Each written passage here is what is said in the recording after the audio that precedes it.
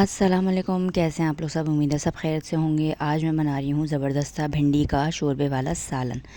भिंडी की सब्ज़ी तो हम लोग अक्सर बनाते रहते हैं, लेकिन भिंडी का सालन अक्सर घरों में कम ही बनता है।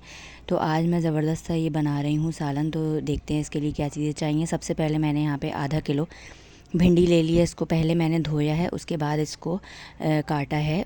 थोड़ा सा ऊपर इसका जो सर होता है वो, और नीचे है मैंने। और इसके बाद जो है मैंने एक पतीली में आधी प्याली तेल का शामिल किया है।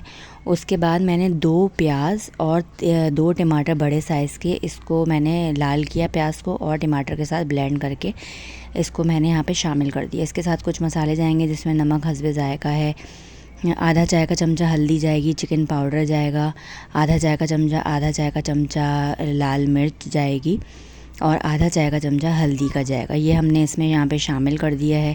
अब इसको अच्छे से हम भूनेंगे। मसाला प्याज और टमाटर का जब भुन जाएगा तो इसमें हम भिंडी को इस शोरबे में छोड़ देंगे। अब यहाँ पे मसाला भुन गया था, टमाटर भी गल गए थे, तो यहाँ पे भिंडी को थोड़ा सा इसके साथ भूनेंगे, ज़रा चमचा चलाएंगे। उसके बाद हम भिंडी के गलने तक बिल्कुल 2 से 3 टेबल स्पून के करीब पानी शामिल करें आप, और फिर भिंडी को गलने के लिए छोड़ दें। ज़रा ढक के हम इसको पकाएंगे।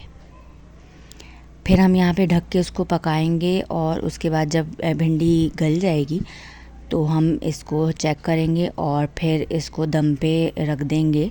हरा धनिया और हरी मिर्चें इसमें डाल के, और फिर 2 मिनट से 3 मिनट हम इसको ढक के पकाएंगे, और ये हमारा रेडी हो जाएगा। बहुत ही आसानी से ये तैयार हो जाता है सालन, बहुत ही मज़ेदार बनता है। इसको आप नान के साथ खाएं और अचार के साथ खाएं तो बहुत ही ज़बरदस्त लगता है। जज़ाकल्लाह। वीडियो पसंद आई हो तो लाइक और सब्सक्राइब ज़रूर करें।